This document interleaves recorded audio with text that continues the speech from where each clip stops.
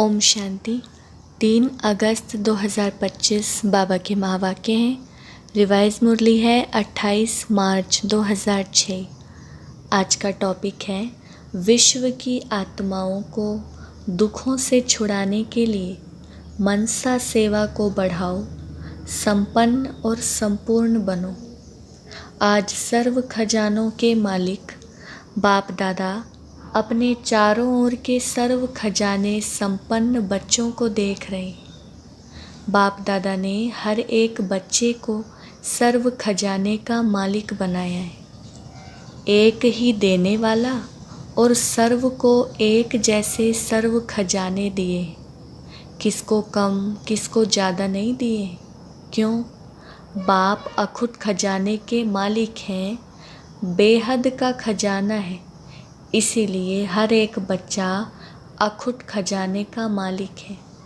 बाप दादा ने सर्व बच्चों को एक जितना एक जैसा दिया है, लेकिन धारण करने वालों में कोई सर्व खजाने धारण करने वाले हैं और कोई यथाशक्ति धारण करने वाले हैं। कोई नंबर 1 है और कोई नंबर वार है। जिन्होंने जितना भी धारण किया है उन्हों के चेहरे से, नैनों से खजानों का नशा स्पष्ट दिखाई देता है। खजाने से भरपूर आत्मा चेहरे से, नैनों से भरपूर दिखाई देती है। जैसे स्थूल खजाना प्राप्त करने वाली आत्मा के चलन से, चेहरे से मालूम पड़ जाता है, तो यह अविनाशी खजानों का नशा, खुशी स्पष्ट दिखाई देती है। संपन्नता का फकुर बेफिक्र बादशाह बना देता है। जहाँ ईश्वरीय फकुर है वहाँ फिक्र नहीं हो सकता। बेफिक्र बादशाह बेगमपुर के बादशाह बन जाते हैं। तो आप सभी ईश्वरीय संपन्नता के खजाने वाले बेफिक्र बादशाह होना। बेगमपुर के बादशाह, कोई फिक्र है क्या? कोई गम है? क्या होगा, कैसे होगा, इसका भी फिक्र नहीं। त्रिकालदर्शी स्थिति में स्थित रहने वाले जानते हो जो हो रहा है वह सब अच्छा, जो होने वाला है वह और अच्छा। क्यों? सर्वशक्तिवान बाप के साथी हो, साथ रहने वाले हो। हर एक को नशा है, फकुर है कि बाप दादा सदा हमारे दिल में रहते हैं और हम सदा बाप के दिल तख्त पर रहते हैं।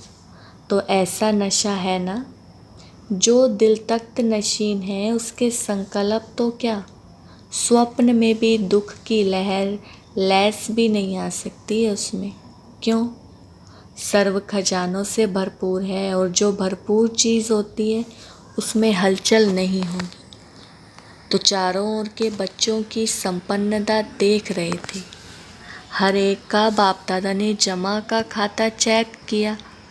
खजाना तो अखुट मिला है, लेकिन जो मिला है उस खजाने को कार्य में लगाते खत्म किया है। वह मिले हुए खजाने को कार्य में भी लगाया है और बढ़ाया भी है। कितनी % में हर एक के खाते में जमा है? क्योंकि यह खजाना सिर्फ अब इस समय के लिए ही नहीं है, यह खजाना भविष्य में भी साथ में चलना है। तो जमा हुआ ही साथ जाएगा। तो % देख रहे थे, क्या देखा? सेवा तो सभी बच्चे यथा योग व यथाशक्ति कर रहे हैं, लेकिन सेवा का फल जमा होना, उसमें अंतर हो जाता है। कई बच्चों को जमा का खाता देखा, सेवा बहुत करते, लेकिन सेवा करने का फल जमा हुआ या नहीं, उसकी निशानियाँ क्या होंगी? सेवा कोई भी हो, चाहे मनसा, चाहे वाचा, चाहे कर्मणा, तीनों में 100% मार्क होती है। तीनों में 100 है। सेवा तो की, लेकिन अगर सेवा करने के समय व सेवा के बाद स्वयं अपने मन में अपने से संतुष्ट हैं और साथ में जिनकी सेवा की, जो सेवा में साथी बनते हैं, वह सेवा करने वाले को देखते हैं, सुनते हैं, वह भी संतुष्ट हैं, तो समझो जमा हुआ। स्वयं की संतुष्टता सर्व की संतुष्टता नहीं है, तो परसेंटेज जमा का कम हो जाता है। यथार्थ सेवा की विधि पहले भी बताई है। 3 बातें विधि पूर्वक हैं तो जमा है। वह सुनाया है, एक निमित्त भाव, दूसरा निर्माण भावना, तीसरा निर्मल स्वभाव, निर्मल वाणी।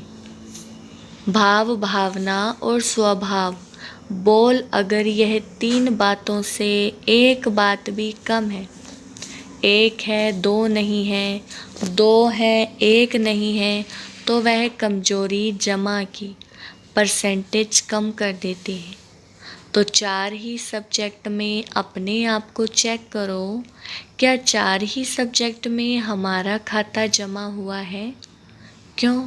क्योंकि बाप दादा ने देखा कि कईयों की 4 बातें जो सुनाई, भाव भावना, उस प्रमाण कई बच्चों का सेवा समाचार बहुत है, लेकिन जमा का खाता कम है। हर खजाने को चेक करो। ज्ञान का खजाना अर्थात जो भी संकल्प कर्म किया वह नॉलेजफुल हो करके किया, साधारण तो नहीं हुआ। योग अर्थात सर्वशक्ति का खजाना भरपूर हो। तो चेक करो, हर दिन की दिनचर्या में समय प्रमाण जिस शक्ति की आवश्यकता है उसी समय वह शक्ति ऑर्डर में रही। मास्टर सर्वशक्तिवान का अर्थ ही है मालिक। ऐसे तो नहीं समय बीतने के बाद शक्ति का सोचते ही रह जाए।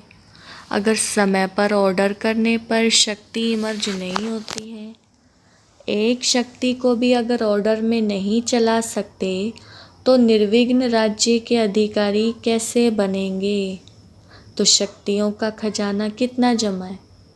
जो समय पर कार्य में लगाते हैं वह जमा होता है।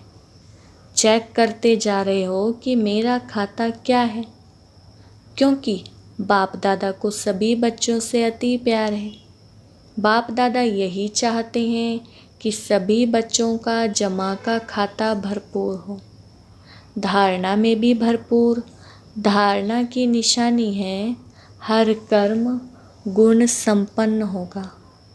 जिस समय जिस गुण की आवश्यकता है वह गुण चेहरे चलन में इमर्ज दिखाई दे। अगर कोई भी गुण की कमी है, मानो सरलता के गुण की कर्म के समय आवश्यकता है, मधुरता की आवश्यकता है, चाहे बोल में चाहे कर्म में। अगर सरलता मधुरता के बजाय थोड़ा भी आवेशता या थकावट के कारण बोल मधुर नहीं है, चेहरा मधुर नहीं है, सीरियस है, तो गुण संपन्न तो नहीं कहेंगे ना। कैसे भी सरकमस्टांस हो, लेकिन मेरा जो गुण है वह मेरा गुण इमर्ज होना चाहिए। अभी तो शॉर्ट में सुना रहे हैं। ऐसे ही सेवा, सेवा में सेवाधारी की सबसे अच्छी निशानी है स्वयं भी सदा हल्का, लाइट और खुशनुमा दिखाई दे। सेवा का फल है खुशी। अगर सेवा करते खुशी गायब हो जाती है तो सेवा का खाता जमा नहीं होता। सेवा की, समय लगाया, मेहनत की तो थोड़ी परसेंटेज में वह जमा होगा, फालतू नहीं जाएगा। लेकिन जितनी परसेंटेज में जमा होना चाहिए उतना नहीं होता। ऐसे ही संबंध संपर्क की निशानी दुआओं की प्राप्ति हो। जिसके भी संबंध संपर्क में आए उनके मन से आपके प्रति दुआएं निकलें। बहुत अच्छा, बाहर से नहीं, दिल से निकले। दिल से दुआएं निकलें और दुआएं अगर प्राप्त हैं तो दुआएं मिलना यह बहुत सहज पुरुषार्थ का साधन है। भाषण नहीं करो। चलो मनसा सेवा भी इतनी पावरफुल नहीं है, कोई नए नए प्लान नहीं बनाने आते, कोई हर्जा नहीं। सबसे सहज पुरुषार्थ का साधन है दुआएं लो और दुआएं दो। ऐसे बाप दादा कई बच्चों के मन के संकल्प रीड करते हैं। कई बच्चे समय अनुसार, सरकमस्टांस अनुसार कहते हैं कि अगर कोई खराब काम करता है तो उसको दुआएं कैसे दें। उस पर तो क्रोध आता है ना, दुआएं कैसे देंगे। फिर क्रोध के बाल बच्चे भी तो बहुत हैं, लेकिन उसने खराब काम किया, वह खराब है, आपने ठीक समझा कि यह खराब है, यह निर्णय तो अच्छा किया, समझा अच्छा, लेकिन एक होता है समझना, दूसरा होता है उनके खराब काम, खराब बातों को अपने दिल में समाना। समझना और समाना फ़र्क है। अगर आप समझदार हो, क्या समझदार कोई खराब चीज़ अपने पास रखेगा? लेकिन वह खराब है, आपने दिल में समाया, अर्थात आपने खराब चीज़ अपने पास रखी, संभाली। समझना अलग चीज़ है और समाना अलग चीज़ है। समझदार बनना तो ठीक है, बनो, लेकिन समाओ नहीं। यह तो है ही ऐसा, यह समा लिया, तो ऐसे समझ करके व्यवहार में आना यह समझदारी नहीं है। तो बाप दादा ने चेक किया, अभी समय ऐसे समीप नहीं आना है, आपको लाना है। कई पूछते हैं थोड़ा सा इशारा तो दे दो ना, 10 साल लगेंगे, 20 साल लगेंगे, कितना समय लगेगा। तो बाप बच्चों से प्रश्न करता है। बाप से तो प्रश्न बहुत करते हैं ना, तो आज बाप बच्चों से प्रश्न करते हैं। समय को समीप लाने वाले कौन? ड्रामा है, लेकिन निमित्त कौन? आपका एक गीत भी है, किसके रोक के रुका है सवेरा, है ना गीत। तो सवेरा लाने वाला कौन? विनाशकारी तो तड़प रहे हैं कि विनाश करें, विनाश करें, लेकिन नव निर्माण करने वाले इतना रेडी हैं। अगर पुराना खत्म हो जाए, नया निर्माण हो नहीं, तो क्या होगा। इसलिए बाप दादा ने अभी बाप के बजाय टीचर का रूप धारण किया है। होमवर्क दिया है ना, होमवर्क कौन देता है? टीचर। लास्ट में है सतगुरु का पाठ। तो अपने आप से पूछो, संपन्न और संपूर्ण स्टेज कहाँ तक बनी है? क्या आवाज़ से परे व आवाज़ में आना दोनों ही समान है? जैसे आवाज़ में आना जब चाहो सहज है, ऐसे ही आवाज़ से परे हो जाना जब चाहे, जैसे चाहे वैसे है। सेकंड में आवाज़ में आ सकते हैं, सेकंड में आवाज़ से परे हो जाएं, इतनी प्रैक्टिस है। जैसे शरीर द्वारा जब चाहो, जहाँ चाहो वहाँ आ जा सकते हो ना, ऐसे ही मन बुद्धि द्वारा जब चाहो, जहाँ चाहो वहाँ आ जा सकते हो। क्योंकि अंत में मार्क्स पास उनको मिलेगी जो सेकंड में जो चाहे, जैसा चाहे, जो ऑर्डर करना चाहे उसमें सफल हो जाए। साइंस वाले भी यही प्रयत्न कर रहे हैं, सहज भी हो और कम समय में भी हो। तो ऐसी स्थिति है। क्या मिनटों तक आए हैं, सेकंड तक आए हैं, कहाँ तक पहुँचे हैं। जैसे light house, might house second में ऑन करते ही अपनी लाइट फैलाते हैं, ऐसे आप सेकंड में लाइट हाउस बन चारों ओर लाइट फैला सकते हो। यह स्थूल आँख एक स्थान पर बैठे दूर तक देख सकती है ना, फैला सकती है ना अपनी दृष्टि। ऐसे आप तीसरे नेत्र द्वारा एक स्थान पर बैठ चारों ओर वरदाता विधाता बन नज़र से निहाल कर सकते हो। अपने को सब बातों में चेक कर रहे हो।